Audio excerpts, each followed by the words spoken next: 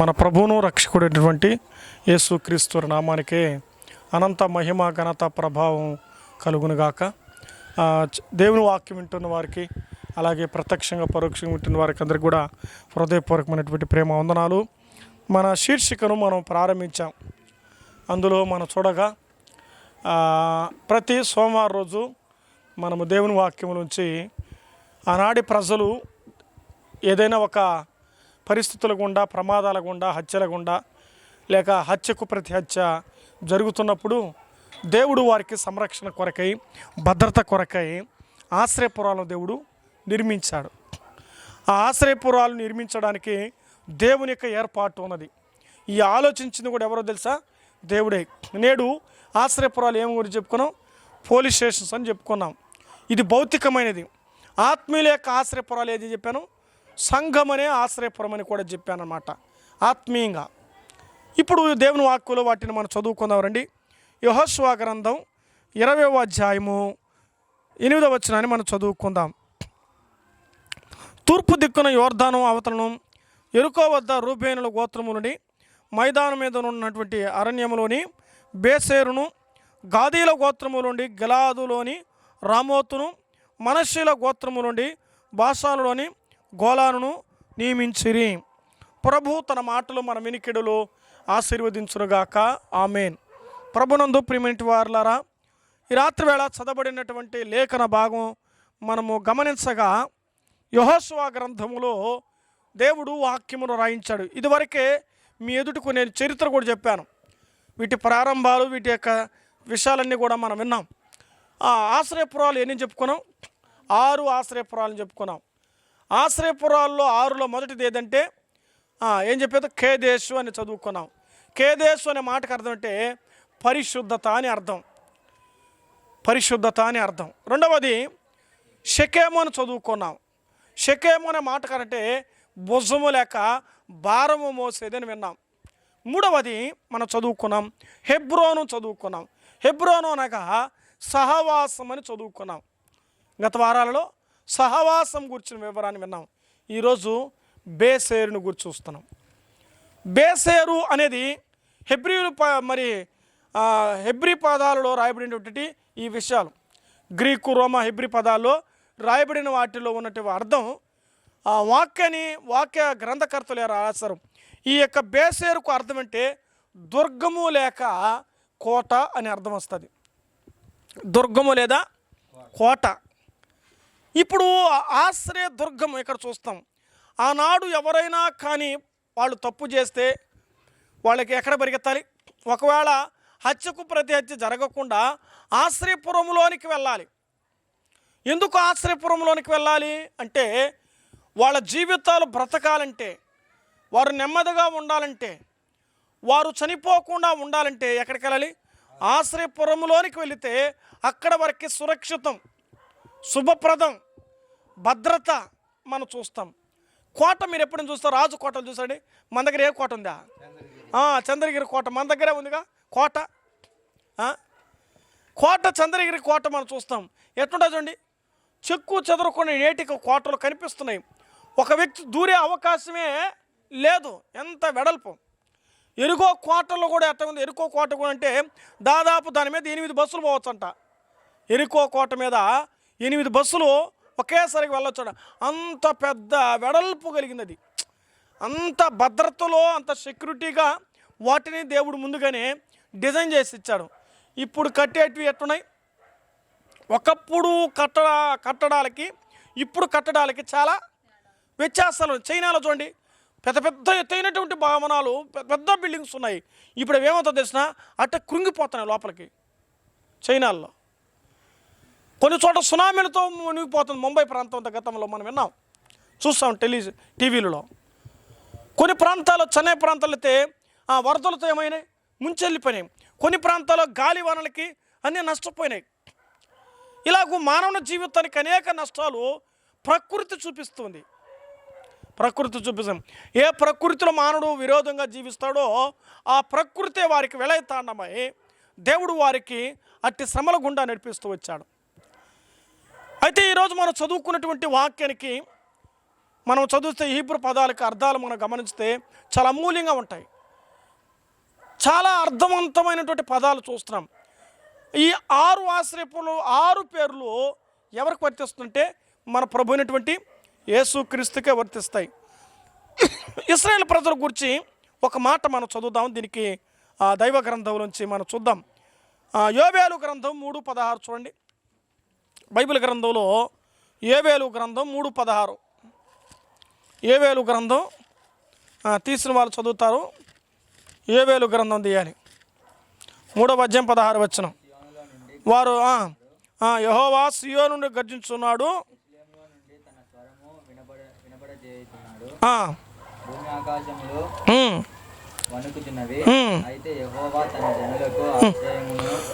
యెహోవా తన జనులకు, మనకేదో అవసరం అదే చదవాలి బాగా గట్టిగా. యెహోవా తన జనులకు ఆశ్రయముగాను ఇశ్రాయేలుకు దుర్గముగా ఉండెను. ఇశ్రాయేలుకి ఎలాగున్నాడంట? ఆ రోజు ఎవరి కోసం అండి? ఇశ్రాయేలు ప్రజల్లోనే కొంతమంది దేవునికి వ్యతిరేకంగా జీవించిన వారికి ఆశ్రయపురాలు దేవుడు నిర్ణయించాడు. ఈరోజు మనం చూస్తున్నాం ఇశ్రాయేలు ప్రజలకి దేవుడు ఎలాగునంట? ఒక దుర్గమై ఉన్న దేవుడు. అంటే ఈ యొక్క బేసేరు మనం చూస్తే ఎవరిని చూపిస్తుందంటే మన ప్రభునటువంటి యేసుక్రీస్తు వారిని చూపిస్తుంది. ఆయన ఏ దుర్గం అని రాయబడింది ఇక్కడ మనం చూస్తున్నాము. వాళ్ళకి ఏ దుర్గం అని రాశాడు? మీరు చదువుకున్నాం కదా. ఏ దుర్గం అంట? ఆయన ఆశ్రయదుర్గం. మన ఆశ్రయదుర్గమైనటువంటి యెహోవా. చాలా వరకు ఆశ్రయదుర్గమా, నా ఆశ్రయదుర్గమా, నా విమోచకుడా, నా నోటి మాటలు, నా హృదయ ధ్యానము నీ దృష్టికి అంగీకారంలో ఉనుగా కానీ బైబిల్ గ్రంథంలో చదువుతాం. ఆశ్రయదుర్గం. ఎప్పుడు ఆశ్రయదుర్గం?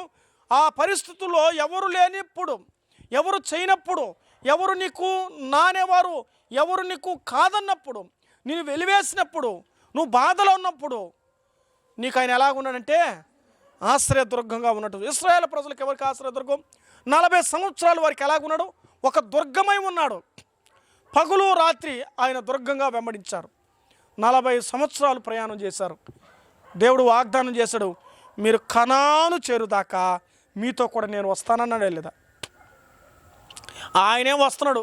వీళ్ళు ఆయనతో పోవడంలే. ఎవరో లాస్ట్ కనానికి ఎంతమంది చేరారు? 2 చేరారు. ఎన్ని లక్షల మంది అంటే ఉదాహరణ లెక్కేస్తారు. 20 లక్షల మంది లెక్కేస్తారు. 20 లక్షలకి అంటే ఆలోచించండి. 20 లక్షలు, లక్షకి ఎంతమంది అసలు ఆలోచించేస్తే ఆడోపోతుంది లెక్క. 2 చేరారంటే 10 లక్షలకు ఒకరు, 10 లక్షలకు ఒకరు. ఉదాహరణగా అలా అనుకుంటే ఎస్టిమేట్ వేసుకుంటే ఒక్కరు పోతే ఈరోజు నువ్వు ఆలోచన పరలోకానికి వెళ్ళాలంటే మన కణ అనేది అందరూ ఎప్పుడు చూస్తారు పరలోకం? రే ఎప్పుడు చూస్తారు పరలోకమా? ఎప్పుడు చూస్తారా? ఏరా ఎప్పుడు చూస్తారా? అది పోతున్నప్పుడు చూస్తారు. నేను ఒక బ్రదర్ని కలిశాను. బ్రదర్, పరలోక అంచుల వరకు వెళ్ళేసి వచ్చాను బ్రదర్. పరలోక అంచులు గత రాత్రి పరలోక రచ్చులోనికి ఇంకా దేవుడు నన్ను పిలుచుకుంటున్నాడు. ఇక నా సమయం ఏందని నేను అనుకున్నాను, కానీ నా ఆలోచన తప్పు అన్నాడు. నా ఆలోచన తప్పు. దేవుడు నన్ను ఇంకా బ్రతికించాడంటే తన పరిచర్య కొరకు అన్నాడు. మనమంతా కూడా ఎప్పుడు ఆలోచిస్తామంటే ఈ భూలోకానికి వెడలిపోయాడు. ఇప్పుడు వెడలిపో అంటే చనిపోయే పరిస్థితుల్లో ఇంకా ఎవరి దిక్కు అప్పుడు ఎత్తాం. మనం ఎలాంటి వారంటే పంది తలకాయ ఎప్పుడు ఎత్తుందట, అది సచ్చేటప్పుడే ఎత్తకుతుంది. అది పోయే కాలం వస్తేనే 2 కాళ్ళు కట్టి 2 కర్రలు, మరి కర్ర 2 కాళ్ళ మధ్యలో అంటే మొత్తం 4 కాళ్ళు 2 కట్టి దానికి కర్రలు లేపినప్పుడు ఆహా ఆకాశం అంత అందంగా ఉందో చూస్తుంది. అంతవరకు తన బురద బ్రతికే గొప్పది అనుకునేది. మనం బ్రతికినంతవరకు ఏం చూస్తున్నాం అంతే. ఈ లోకమే. బైబిల్లో రాయబడుతుంది, ఒకరోజు మనకు వధదినం ఉంది. ఒకరోజు వధదినం ఉంది. వధదినం అంటే తెలుసా? మనం ఈ లోకంలో ఆయన చేత శ్రమలు పడే పరిస్థితి రాబోతుంది. నా ప్రాణమా తినుము తాగు సుఖించము. ఎంతో పైన తిండి పిచ్చిలే, ఎంతో పైన భూమి మీద మెప్పులే, ఎంతో పైన లోక భోగాలే, ఎంతో పైన లోక సుఖాలే, ఎంతో పైన లోక ఆడంబరాలే, ఈ లోక విడ్డూరాలే, ఈ లోక విన్యాసాలే చూస్తున్నాం మనం. యుగ యుగాలు ఉండే దాని గురించి అన్నడు పట్టించుకోవడం లేదు మనం. ఎంతో పైన ఏమి తెచ్చుకుందామా, నెక్స్ట్ ఏమి తిందామా, ఏమి కట్టుకుందామా, ఏం పెట్టుకుందామా, ఏమి ధరించుకుందామా, ఏమి దాచుకుందామా. రైట్ బ్రదర్ చెప్పాడు. ఏమి దాచుకుందామా, ఇంకా మాట చెప్పాడు, ఏమి దోచుకుందామా. దాచుకోవడంగా దోచుకునే ఎక్కువైపోయినారు. దాచేది పోయింది, దోచేది ఎక్కువైంది నేటి దినాల్లో. ఎవరి దగ్గర ఏమి దోచుదామా, ఇది లోకం యొక్క పోకడ. ఎంతవరకు? ఆయన దోచేంతవరకు, ఊపిరి ఉన్నంతవరకే. ఆ దోచిన డబ్బు అంతా, ఆ సంపాదించిందంతా ఏమవుతుందండి? ఏమీ కాదు, అంతే. సంపాదించింది మన జీవితాల్లో ఆలోచన. అంటే వద్దని కాదు, దేవుని విడిచిపెట్టి, దేవునికి దూరమై, ఆయన ఆశ్రయ దుర్గాన్ని విడిచిపెట్టి ఈనాడు ఎంతోమంది ప్రయాణం చేస్తున్నారు. దేవుని సమయం ఉన్న, అవకాశం ఉన్న ప్రభుతో గడపని వారు ఎంతోమంది ఉన్నారు. ఈ లోకములో మనం సుఖిస్తామా, దేవునితో ఉన్నప్పుడు భయం కలుగుతుంది. విన్నాం కదా, ఒక కోణం కత్తిని గురించి మనం విన్నా ఆదివారం రోజు. నిన్న రెండవ రోజు ఉంది అనమాట. అంటే రెండో పక్కడు ఏముందా? కత్తికి రెండు పక్కల పదును. ఖడ్గం అని ఇంకో మాట చెప్పాలంటే, కత్తి కంటే ఖడ్గం. ఖడ్గానికి ఎట్టుంటుందంట? రెండు పక్కల. వాక్యం అనే ఖడ్గము రెండో పక్క కూడా ఉంది. మనం ఎంత చూపందా ఒక పక్క చూసుకున్నాం. ఒక పక్క సాల్ బ్రదర్, రెండో పక్క మనకి ఎందుకు?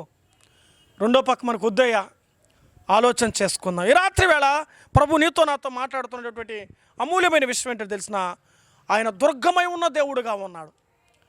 ఆ దుర్గమైనటువంటి దేవుడు ఏ పరిస్థితుల్లో చూడండి. సామెతల గ్రంథంలోకి వద్దామండి. సామెతల గ్రంథం 18వ అధ్యాయం 10వ వచనం చదువుకుందాం. యెహోవా నామము బలమైన, బాగా చూడాలడా, యెహోవా నామము బలమైన దుర్గము. నెక్స్ట్, నీతిమంతుడు అందులో పరిగెత్తి సురక్షితముగా ఉండును. యెహోవా నామము బలమైన దుర్గం. అది ఆయన నామం ఎలాగుందట? బలమైనటువంటి నామం, బలమైన దుర్గం. ఆ నీతిమంతుడు అందులో ప్రవేశిస్తే ఎట్టుంటట? సురక్షితముగా ఉంటాడు. ఇందులో దుర్గములోకి వెళ్ళినవాడు, దుర్నీతికి వెళ్ళినవాడికి ఏముండదు. నా మాట మీకు అర్థం కాల, మీరు వెళ్ళా. దుర్నీతికి వెళ్ళిన వాడికి ఏముండదంటే తెలిసిన? సురక్షితం ఉండదు. దుర్గములోకి వెళ్ళిన వాడికి సురక్షితం ఉంది. ఆ దుర్గం ఏదో తెలుసా? నేడు సంఘం. జీవము కలిగిన దేవుని సంఘములో జనులు ఎలాగూ ప్రవర్తింపవలెనో, సంఘములో నువ్వు ఎలా బ్రతకాలి. అయ్యా ఎందుకు చేస్తావయ్యా? లోపల పోలీస్ స్టేషన్కి వెళ్తే రండి కూర్చొని అంటారండి. ఏం చేసావు? ఎందుకు చంపావు? కారణం ఏమి? నువ్వు ఎందుకు వచ్చినట్లా అంటే వారు ప్రశ్నలు వేస్తారు. సంఘం కూడా నిన్నేమేస్తుంది? సంఘం నిన్ను దీవెన కలుగునుగాక, మేలు కలుగు అని చెప్పదు, నిన్ను ప్రశ్నిస్తుంది. నీ తప్పులను, నీ జీవితాన్ని ఎత్తి చూపించేది ఏదా? ఒక అద్దం లాంటి వాక్యం. సంఘం ఆశ్రయ దుర్గములో భద్రతే కాదు, నీ జీవితం గురించి కూడా చెప్పబడుతుంది. నా ఆశ్రయ దుర్గమా, మనం పాడుతాం కదండి.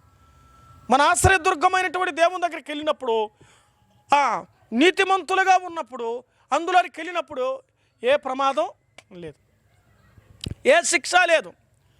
మన జీవితాన్ని దేవుడు సంరక్షిస్తాడు. అందువల్ల నేను రాయబడిన మాట, యెహోవా నామము బలమైన దుర్గము, నీతిమంతుడు అందులో పరిగెత్తి సురక్షితముగా ఉండును. మన సురక్షితంగా ఉండాలంటే సంఘమేమ్మా. ఎక్కడెక్కడో తిరుగుతున్న ప్రయాణాలు నమ్మదగినవి కావు. అసలు ఎప్పుడు మనిషికి ఏం జరుగుతుందో ఎరగం. కాబట్టి వీలున్నంత వరకు ఎవరితో ఉండాలి? దేవునితో ఉండాలి. దేవుని సన్నిధి నువ్వు గడుపుతూ ఉండాలి. దేవునితో రోజు గడుపుతున్నప్పుడు నీకెంత దీవెనో, నీకెంత ఆశీర్వాదం. వీలుంటే ప్రార్థన చేయి. ఒకవేళ మందిరంలో నీకు అవకాశం ఉందా, మందిరానికి వెళ్ళి ప్రార్థన చేసుకో.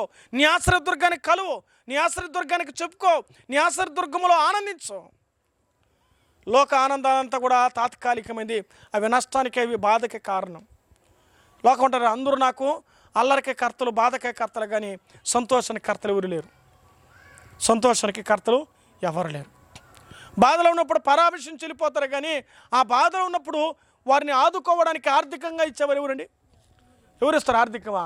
ఏదో చూసి ఒక పూట అట్ట పొడుస్తారు అంతే. అదే నీ అవసరన్నా ఒక 10,000 కావాలన్నా, 20,000 కావాలన్నా, అన్న ఒక 30,000 కావాలంటే,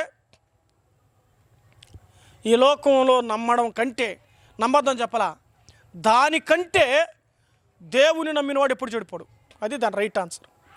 నేను నమ్మద్దని చెప్పలేదు, మీ ఇష్టం, మీ నమ్మకాన్ని బట్టి. అయితే వాటన్నిటికంటే మనం ఎంతగా దేవుని నమ్ముతామో అంతగా మన జీవితాలు అద్భుతాలు జరుగుతాయి.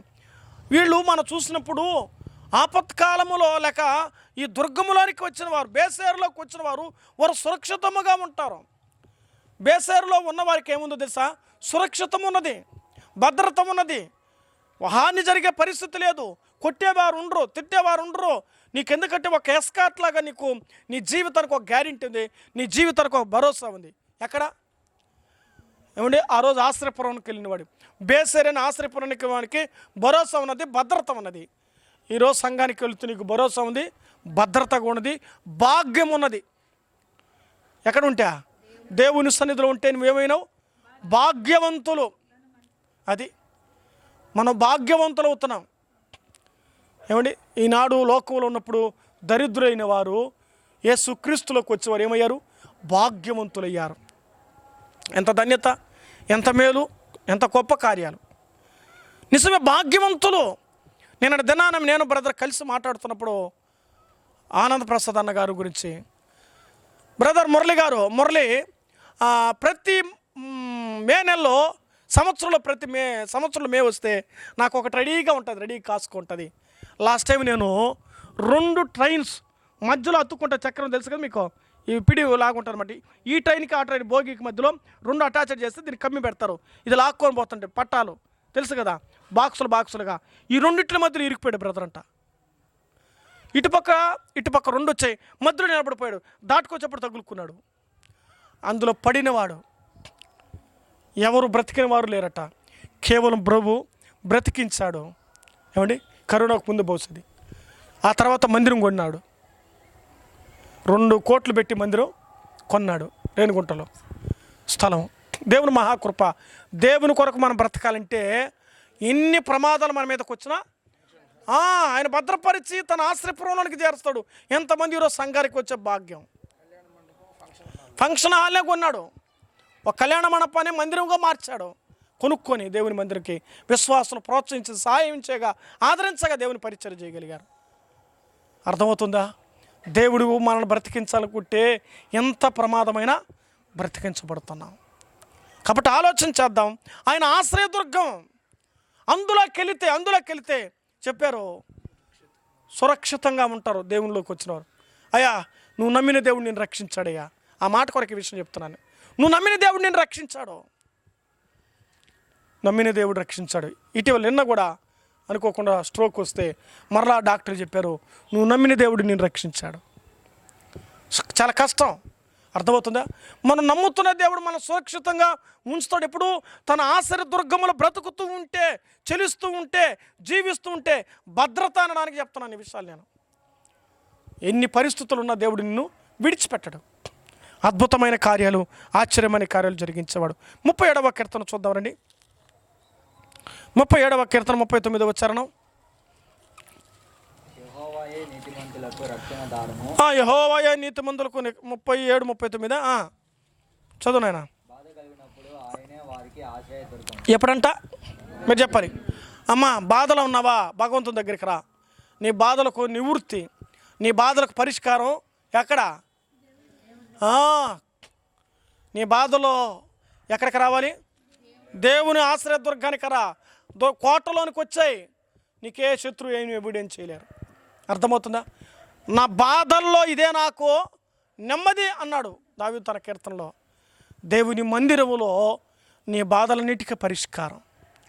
నువ్వు ఏ బాధలో ఉన్నా, యోబు తన పత్రిక తన గ్రంథంలో రాస్తాడు, 6 బాధలు నీకు కలిగిన 7వ బాధ కూడా నీకు రానిన్నాడు ఆయన.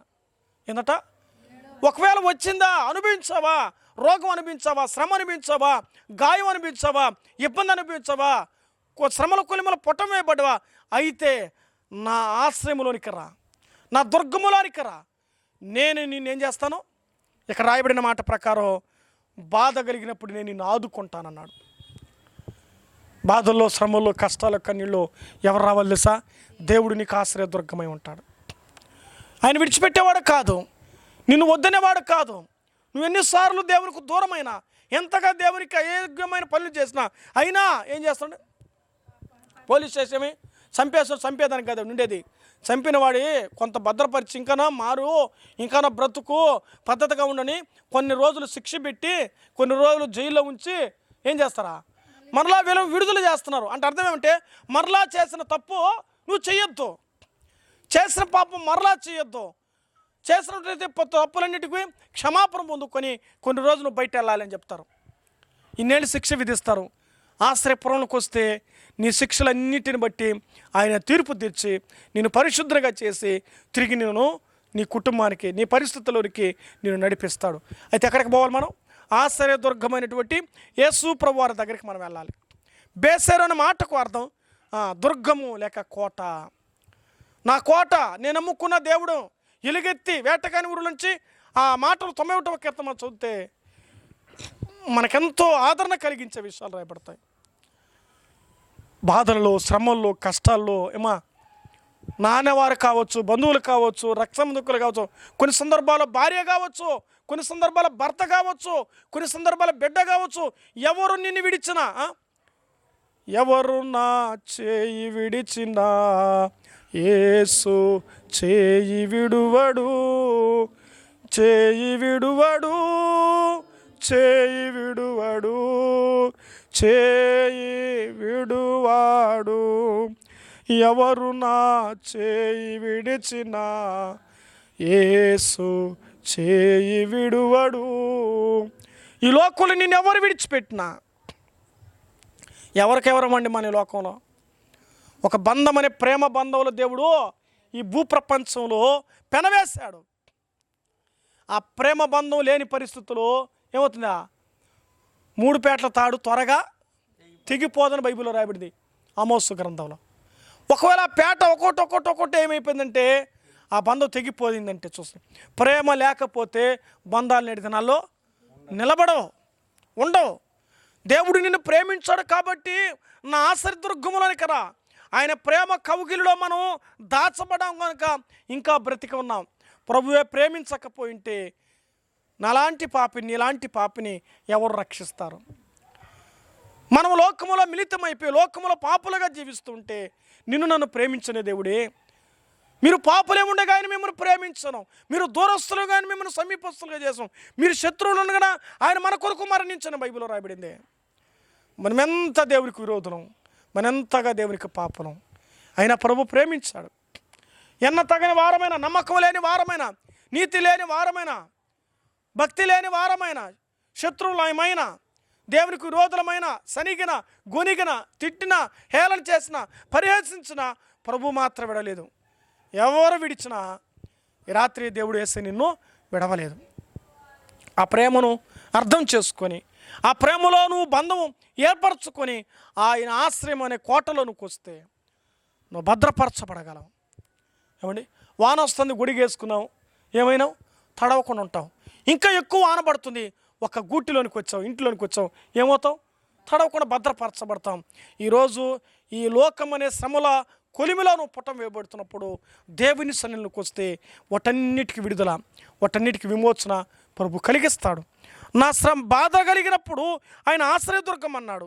నహూము గ్రంథంలో చూడండి, నహూము గ్రంథం 1వ అధ్యాయం 7వ వచనం. తన పత్రికలో నహూము రాస్తాడు, చిన్న అధ్యాయమే నహూము గ్రంథం, చిన్న అధ్యాయాలు అవి. చదువు నాయనా. 1:7.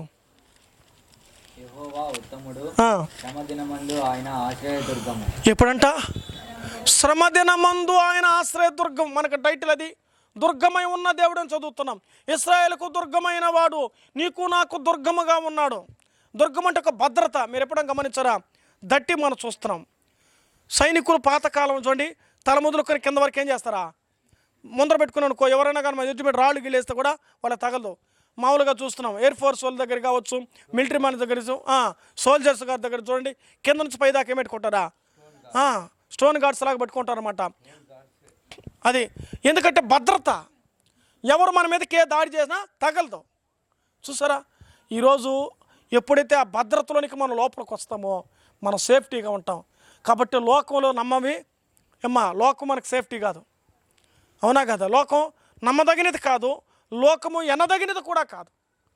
అయితే దేవుడు ఒక్కడే ఎన్నదగిన దేవుడు, నమ్మదగిన దేవుడు. శ్రమ దినమందు ఆయన మనకి ఎలాగునంట? ఆశ్రయదుర్గమే ఉన్నాడు. కాబట్టి అందులోనికి వెళ్ళాలి మనం. ఎట పోవాలి? అది కూడా ఎట పోవాలి? పరిగెత్తుకుంటూ పోవాలి. అది పరుగెత్తి అని రాయబడింది సామెతల కింద. కాబట్టి బాధలో పరిగెత్తాలి, శ్రమలో పరిగెత్తాలి. ఎవరి దగ్గరికి? ప్రభు పాదాల దగ్గరికి మనం పరిగెత్తినప్పుడు తప్పనిసరిగా దేవుడు మన పట్ల తన కార్యమును చూపించేవాడు. అందుకే దేవుని వాక్కులు మనం చూస్తూ ఉన్నాం. ఇంకా చూడండి, కీర్తనల గ్రంథంలో మరొక మాట మనం చూద్దాం. 27వ కీర్తన మొదటి చరణం. కీర్తన 27:1.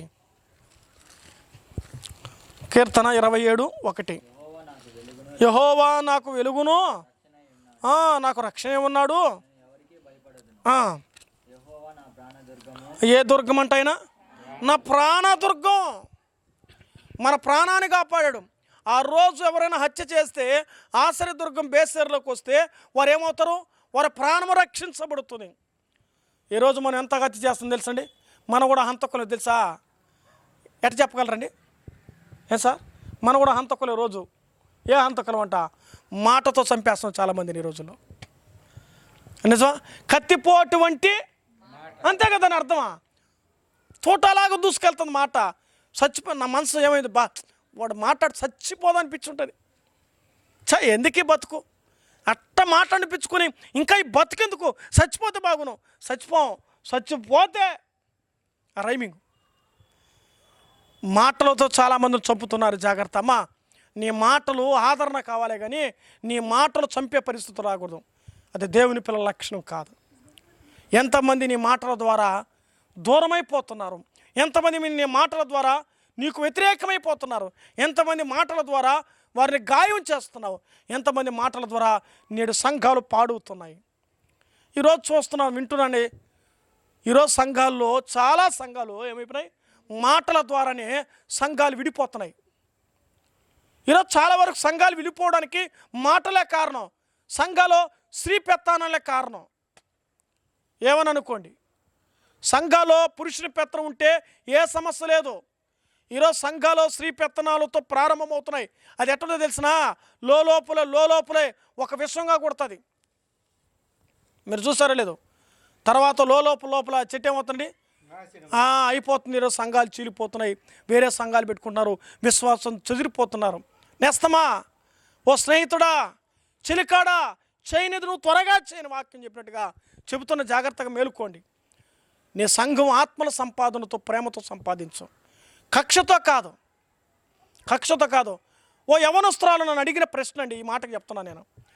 ఓ యవనస్త్రం సంఘానికి వెళ్తే అడుగుతున్నానా, వాళ్ళు అన్ని రోజులు వస్తున్నాం సంఘానికి, మేము ఒక 5-6 మంది 10 మందికి వస్తున్నాం, ఏ రోజు కూడా వాళ్ళ యవనస్తులు కూతుర్లు కానీ వాళ్ళ పిల్లలు కానీ మీరు ఎక్కడి నుంచి వచ్చారు, బాగున్నారా, మీ కొరకు ప్రార్థన చేసేదా అని అడిగిన పాపాను పోలేని కొన్ని ఏళ్ళుగా పోతున్నాం అన్నారు. ఎవరికి చెప్పుకుంటారు వాళ్ళ బాధ?